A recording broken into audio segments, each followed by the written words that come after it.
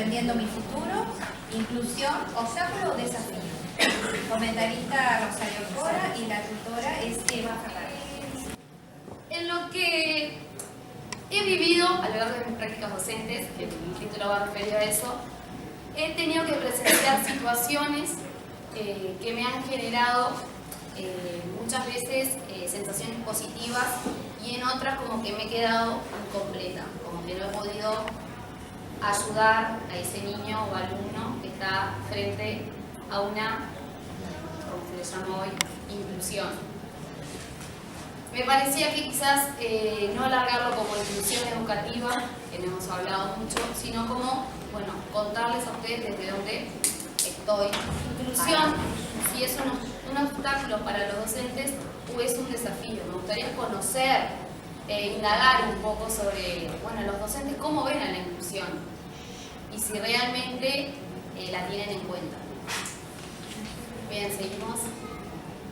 Bueno, para el desarrollo del trabajo, como ya dije, vamos a analizar y a reflexionar sobre el papel del docente frente a la diversidad y consideramos pertinente realizar un breve recorrido histórico sobre los cambios que ha sufrido la educación, desde la exclusión, en un primer momento donde los alumnos eran segregados hacia una educación común o hacia una educación especial, luego pasar por la integración, que sería un segundo cambio donde se pretende que tanto los alumnos como los docentes logren convivir con la diferencia y la diversidad, y una inclusión que toma aspectos de ambos momentos de la educación, queriendo frenar la exclusión y a su vez integrando a la diversidad y buscando interminables e incansables prácticas y respuestas hacia esa diversidad. Bien, para la justificación, como ya dijeron los compañeros, se basan en las experiencias que hemos vivido en la práctica, situaciones que me han movilizado e inquietado, como dije. Una de esas situaciones es ver niños que quedan fuera de muchas propuestas didácticas, tanto en el aula como en la institución, que requieren de un apoyo mayor del docente para poder ser partícipe de diferentes situaciones. Y bueno, tengo la necesidad, sentí la necesidad de querer investigar más y comprender aún más sobre el tema. Bien. Algunas de las situaciones que tampoco están definidas, que son muchas las que hemos vivido porque la diversidad está en todos lados, todos somos diferentes, pueden ser la presencia de un déficit, de un síndrome, diferencias socioculturales, diferencias mínimas que todos tenemos que a la hora de estar en un aula están presentes y pueden dificultar la participación de un alumno. Para la fundamentación del trabajo, bueno, del tema principalmente, considerar tanto la integración como la inclusión, que están muy presentes hoy en día, en la educación de hoy. Ver si conocemos realmente la diferencia, si conocen los docentes, la diferencia entre la integración y la inclusión. Que la inclusión consideramos que tiene diversas acepciones, que tiene que ver también con eso que hablaba recién, de ver esas diferencias de la población a la cual nos estamos refiriendo, si tiene que ver con una diversidad sociocultural, si tiene que ver con una discapacidad, dependiendo de a dónde nos estamos refiriendo, la sección de inclusión educativa. Bueno, el trabajo está basado en las disciplinas de filosofía de la educación y de pedagogía, y bueno, consideramos autores de filosofía como Fernando Bárcena y Juan Carles Melich, donde ellos consideran que la educación como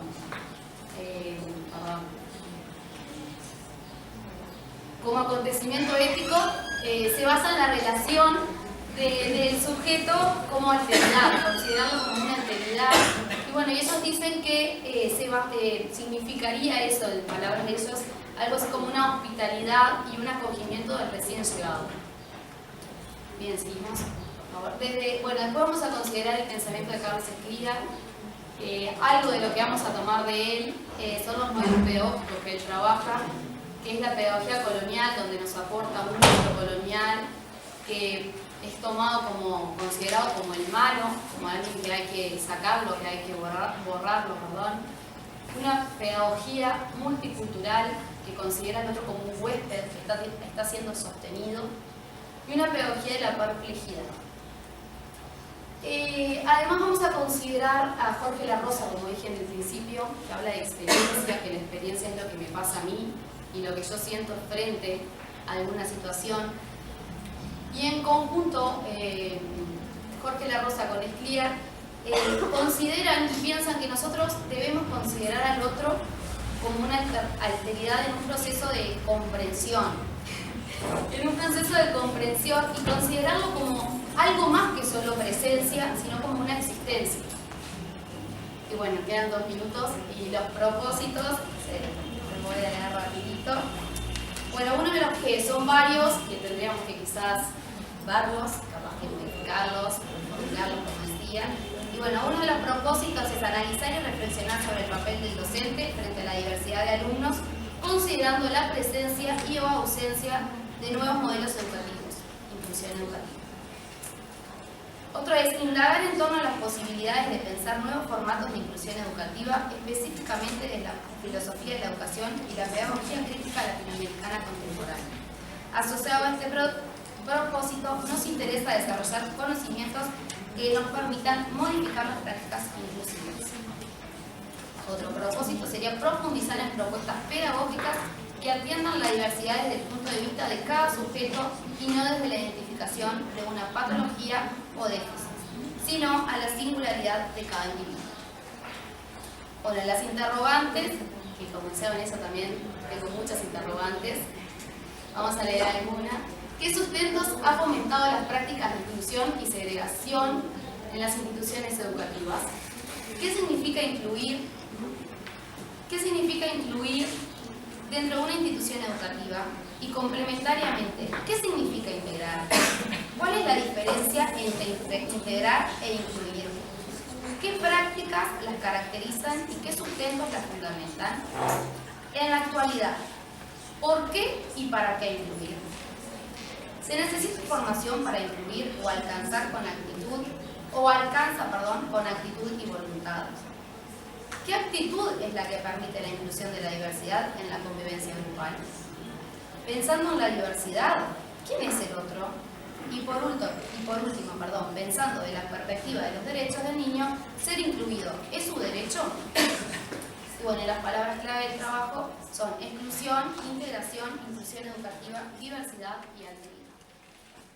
Creo que corresponde que la inclusión sea tocada en este momento, porque también en el tema hasta en el inglés hablaron de exclusión e inclusión.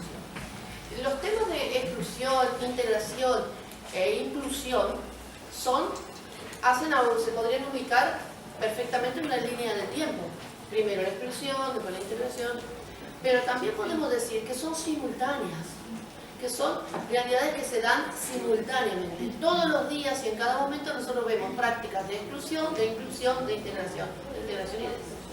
O sea, que admite el análisis histórico de ese proceso, pero también admite el análisis situacional de decir, en este momento están sucediendo se están dando las tres situaciones. A la exclusión, a veces en la apología, y acá lo digo con el mayor respeto, de la inclusión, ponemos como mala la exclusión. Y la exclusión en un tiempo fue válida y estuvo validada. O sea que la misma sociedad que tenía a esas personas excluidas, validaba la exclusión. En una cuestión que se podría analizar desde el punto de vista sociológico, desde el punto de vista filosófico, religioso, del que queramos, ¿verdad? Pero eso coexistía. Una expresión social de que hay algunos no tendrían que estar y sin embargo estaba validada. De ahí que a veces cuando encontramos bancos viejos o cosas viejas en las escuelas dicen Consejo de Enseñanza Primaria y Normal, se llamaba el consejo. Así que fíjense ustedes, sin hablar de otras conductas que hay todavía más crueles en el tema de la inclusión. Entonces, eso es el autor que tú elegiste es el filósofo, me han dicho. Tiene una serie de publicaciones que quizá, tomando el ejemplo de Escliar y de La Rosa, que tienen esa forma de decir tan especial y que incluyen la anécdota y el comentario de la anécdota y hasta cuestiones a veces con cierto toque de ironía, con cierto toque de crítica, hasta de sátira en algunos momentos, podríamos hacer un recorrido tomando algunas de las palabras que toma Melich, porque Melich, por ejemplo, habla de compasión, y incluso forma parte de uno de los títulos de sus obras, de una de sus obras. Peripecia, crueldad, soledad, bueno, palabras que todas las viviste tú como espectadora en ese relato que justifica tu trabajo, lo vive la madre de, lo vive el que es víctima de exclusión o que pretende la inclusión. Entonces quizá esas palabras podrían ser como mojones para discusiones en tu trabajo, en quién vive la peripecia, dónde está la crueldad, cuándo se es cruel, cuándo se... ¿verdad? Cuando la compasión es el sentimiento y no la racionalidad para atenderlo como una verdadera inclusión. Un concepto muy interesante que también se cruza con lo de inglés, con lo del vínculo, es el concepto de espacialidad que tiene Scliar, ¿verdad?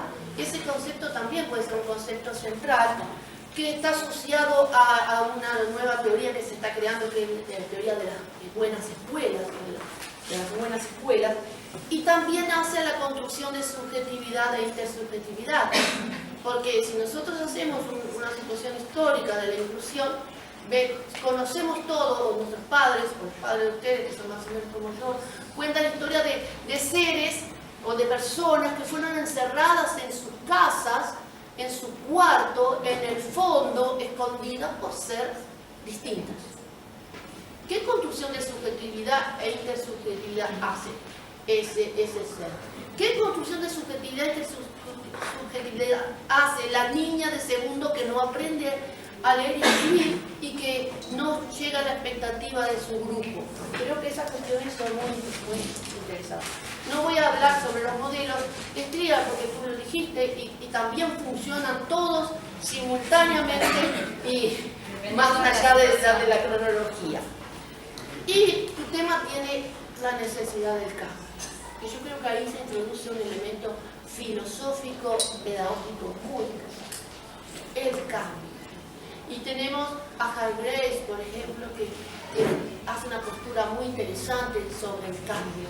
Y que en uno de sus libros, dice, invertir para el compromiso y la transformación docente como factor de cambio. Y creo que eso es lo que ustedes están tratando de poner en sus intenciones en estos trabajos. También Jimena Sacristán, porque cuando habla de cambio, y como son autores que son afines, por eso lo elegí los dos, dice que los profesores, o los maestros en este caso, son parte del problema o la solución del problema. ¿Qué rol tiene ahí dentro de la inclusión? Y Hargreaves dice, invertir en capacidad y compromiso, dice en su libro que se llama Capital Profesional, que es un libro muy nuevo. El cambio es una cuestión que se aprende, que se adquiere. ¿Qué pasa con el cambio? Hay canciones preciosas, Mercedes Sosa, podríamos ver la canción de Mercedes Sosa, ¿verdad? Todo cambia, que yo cambie, no es extraño. Bueno, cambiemos, pero ¿qué es cambiar? Ay, parece un discurso político en este momento, pero no.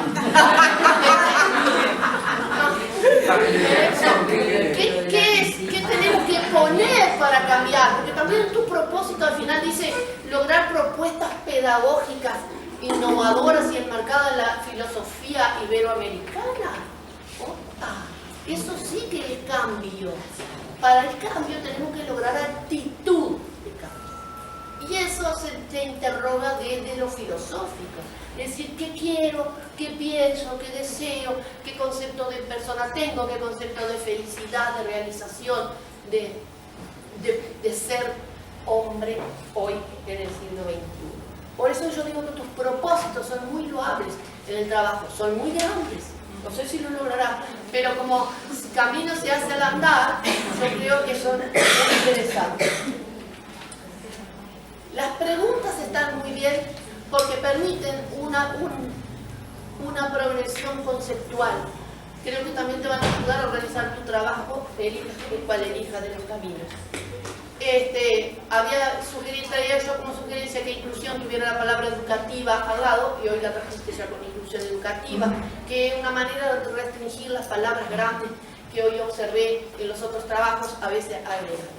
Y voy a cerrar esto de la inclusión y aportando un poquito al trabajo que leí, con la posición de John, que él tomó a John hoy, que es un autor que a veces que está siempre incluido en los libros de psicología, también en algunos de filosofía, también aluden a John, y John dice que la realidad admite muchos agujeros y hay que saber dónde están los agujeros, pero no tenemos por qué llenar toda la realidad, ni abarcarla toda. Tenemos que decir, bueno, elegimos de la realidad actuar sobre estos puntos, sabemos que estos quedan afuera. Y eso es la honestidad, ¿verdad? La ética de un trabajo que se asume como el trabajo de ustedes. ¿Qué dice John? Dice, la acción es fugitiva. Nosotros aquí hacemos un trabajo, salvamos un examen, se terminó. Pero también dice que esa acción nace, crece y concluye. Pero siempre en nosotros van quedando restos en nuestra memoria. Así que hoy van a quedar restos de inclusión, restos de vínculo, restos de la música, todo. Y esos restos ayudan a la perfección del gesto. ¿Cuál es el gesto acá? Es la intervención pedagógica, porque estamos en una institución de corte pedagógico, en una materia que se llama pedagogía, y en un trabajo de corte pedagógico. Esa perfección del gesto esculpe un modus operandi. Y eso no es otra cosa que el hábitus de Bourdieu. Es decir, vamos adquiriendo una forma de pensar y hacer que nos distingue, que nos hace diferentes, que marca nuestra presencia. O si no, para acercarme a la geometría, va para allá, como dice Bernoulli, que viene de la matemática, la organización estable de una conducta. Aprendamos entonces, hoy aprendimos todos juntos, a responder a problemas pedagógicos, pero no para esta acción, pero que esta acción nos deje una memoria. Gracias. Bien, lo visualicé igual que él antes de que me eligiera. Y me parece que es súper importante que un estudiante que está a punto de egresar tenga una preocupación como esta que estaba diciendo Rosario, que es de pensarse. Pensar las experiencias que tiene, ¿tá? Eso es vital para la construcción de lo que es el sujeto, y por eso este trabajo tiene un corte antropológico, ético, en donde a nosotros se puede pensar desde dos lugares, o desde un lugar de igualdad o de un lugar de diferencia. Cuando empezamos a pensar en un lugar de diferencia, empiezan a generar una oposición en donde uno empieza a clasificar sano, insano, y me parece súper importante que alguien tenga esa preocupación, ¿no? Y me parece que esa es la base para lograr ser un buen docente. Desde ese lugar, nuevamente agradezco ser partícipe de ese trabajo que me parece que va a ser súper valioso.